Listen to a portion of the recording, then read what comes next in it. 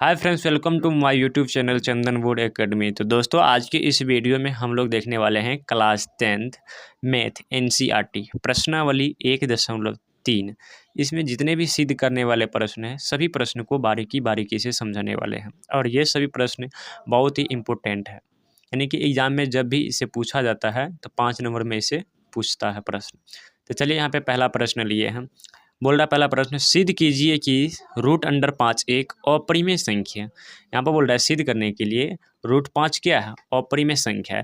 तो यहाँ पे हम सबसे पहले यहाँ पे देखिए बोल रहा है अपरिमेय संख्या। तो जैसे ही अपरिमेय संख्या कहेगा तो हम मानेंगे क्या, परिमेय संख्या मानेंगे। तो यहाँ पे हम लिख लेंगे पहले हल, उसके बाद माना कि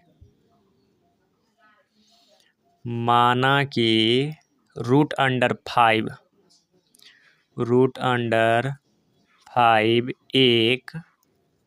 एक परिमेय संख्या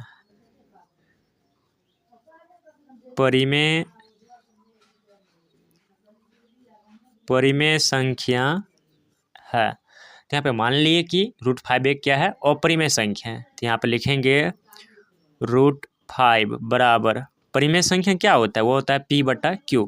तो यानी कि P/Q के रूप में आप लिख सकते हैं। तो यहाँ पे हम लिख देंगे P/Q।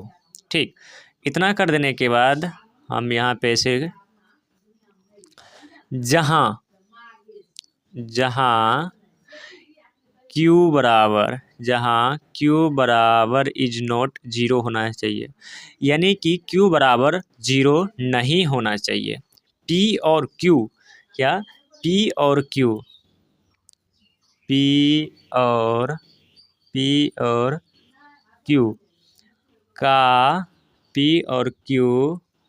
का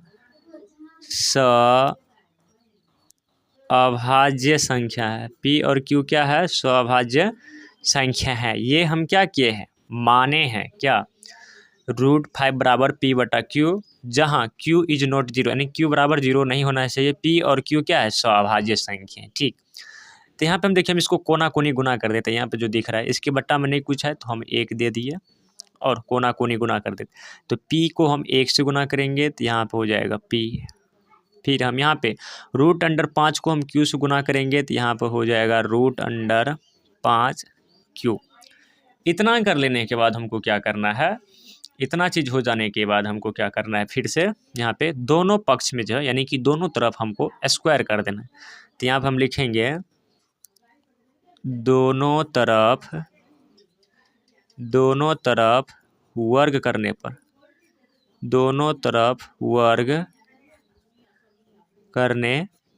हम दोनों तरफ वर्ग कर देंगे।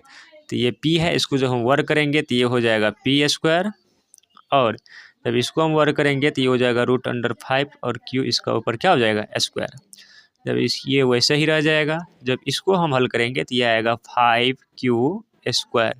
ये कैसे आएगा, यहाँ पे थोड़ा समझ लीजिए। देखिए √5Q² है, इसका मतलब है जो √5Q गुना √5Q लिखा हुआ है। ठीक, आप देखिए जब इसको गुना करेंगे तो एक बड़ा सा रूट आ जाएगा और √5 और 5 हो जाएगा 25, और यहाँ पे Q है तो यहाँ पे हो जाएगा क्या, Q हो जाएगा।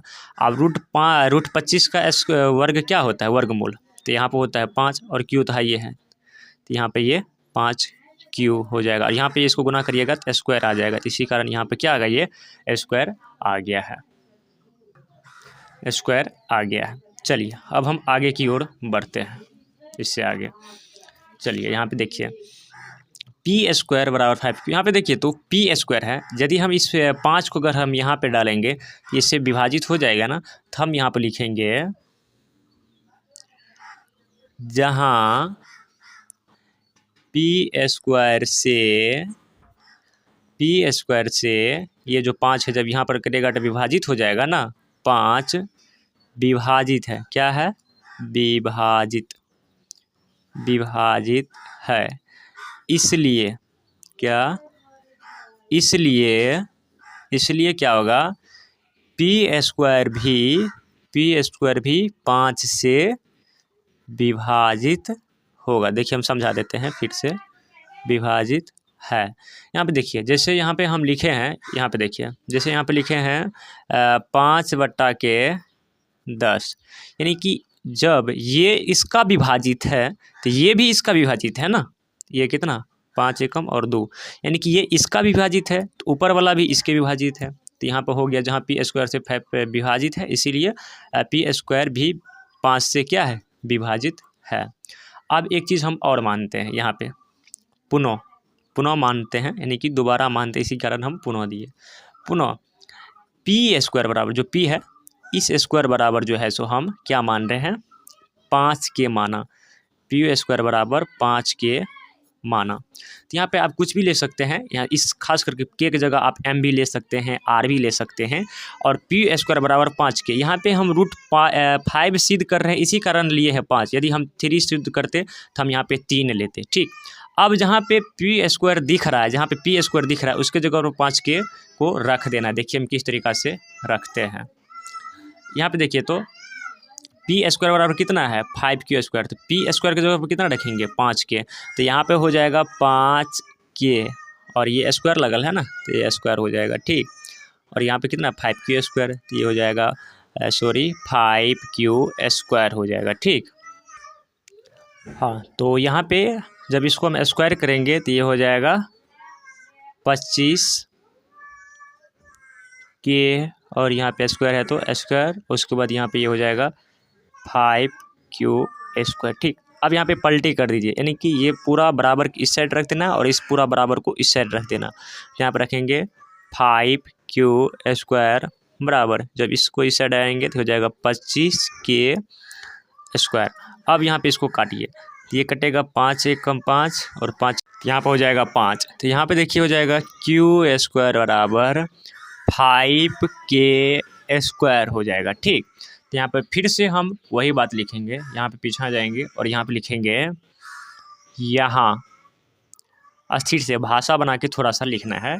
यहाँ क्यू स्क्वायर, देखिए यहाँ पे क्यू स्क्वायर है ना, फिर यहाँ पे क्या हो रहा है, 5 के स्क्वायर से विभाजित हो रहा है। तो यहाँ पे लिखेंगे क्यू स्क्वायर से, ये पूरा लिख देंगे 5 के स्क्वायर क्या है, विभाजित है, मतलब उसमें भाग देंगे तो आराम से क्या हो जाएगा, लग जाएगा ये विभाजित है, ठीक। इसलिए क्या, इसलिए जो है ये Q है ना, ये Q भी किससे विभाजित है, 5K से। इसलिए Q भी 5K से विभाजित है। क्या है, विभाजित है।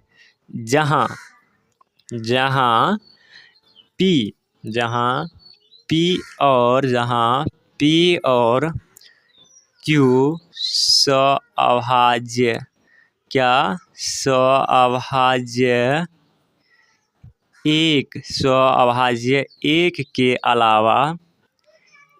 के अलावा 5 प्राप्त हुआ। यहाँ पे देखिए कैसे, यहाँ तक तो समझ गए, ये इसी का लाइन है। यहाँ तक क्यू स्क्वायर से 5K स्क्वायर विभाजित है, इसीलिए Q भी 5K से विभाजित है। यहाँ की बात समझिए, जहाँ P और Q सअभाज्य संख्या 1 के अलावा 5 क्या हुआ, प्राप्त हुआ। यहाँ पे देखिए, जब यहाँ पर जब बोले थे, जहाँ यहाँ पे जब P और Q सअभाज्य संख्या 1, तो इसका मतलब होता है P और Q का HCF कितना होना चाहिए, यानी कि 1 होना चाहिए, ठीक। लेकिन यहाँ पे देखिए तो हम जो माने सो वो उल्टा हो गया ना। यहाँ पर HCF कितना आ रहा है, 5 आ रहा है। P और Q का HCF कितना आ रहा है, 5 आ रहा है। तो इसीलिए यहाँ पे हो गया, इसके अलावा 5 है, 5 प्राप्त हुआ, ठीक। जिससे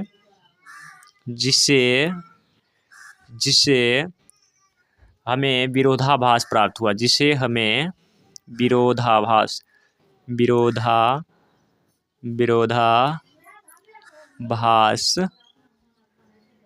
प्राप्त हुआ।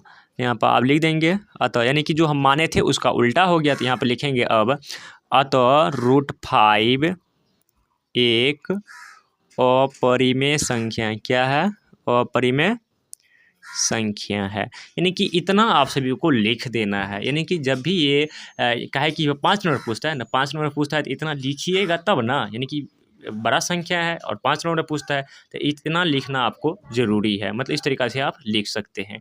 और ये रहा प्रश्नावली 1.3 का पहला सवाल। यदि आप सभी को वीडियो अच्छा लगा हो तो वीडियो को लाइक कर लेना और चैनल पर नए होगा तो चैनल को सब्सक्राइब कर लेना इसी तरह के वीडियो पाने के लिए। फिर मिलते हैं किसी अगले वीडियो में।